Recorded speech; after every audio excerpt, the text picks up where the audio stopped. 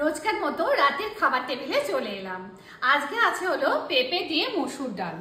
আজকে না ডালটা একটু কমই বানিয়েছি, মানে ডাল একবার বানালে মোটামুটি 2 দিন চলে যায়। গুনগুন খেয়ে পেঁপে বেশি বেশি করে আমি দেবো। এবার হলো আমরা নিয়ে যাবো। তোমরা বেশি বেশি করে পেঁপে না নেবো তো, আমার পেঁপে খেতে ভালোই বাসি। আর এখানে আছে হলো পনির দিয়ে আলু দিয়ে কড়াইশুঁটি দিয়ে তরকারি। এটা গুনগুনকে দিয়ে দেবো এবার। আজকে আমাদের নিরামিষ, অনেকদিন পর নিরামিষ হলো। তাই মুসুর ডাল তো নিরামিষ হিসাবে কাউন্ট হয় না, মুসুর ডালকে আমিষই ধরা হয়। আর এখানে আছে হলো দই ভেন্ডি। এটাতে আমি হিং দিয়েছি বলে এটা গুনগুনকে দেবো না, এটা আমরা খাবো। দই ভেন্ডিটা কিন্তু নিরামিষ, দই ভেন্ডি খেতে দারুণ হয়েছে। এটা আমি নিয়ে নিলাম, এটা দিয়ে আমি খাবো। বেশি বেশি করে বলো, দারুণ হয়েছে।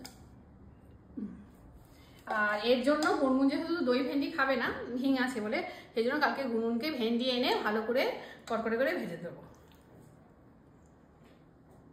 এখানে চলে গেল তোমার। তো এই দিয়ে হবে আজকে আমাদের রাতের খাওয়া দাওয়া। তো চলো শুরু করি।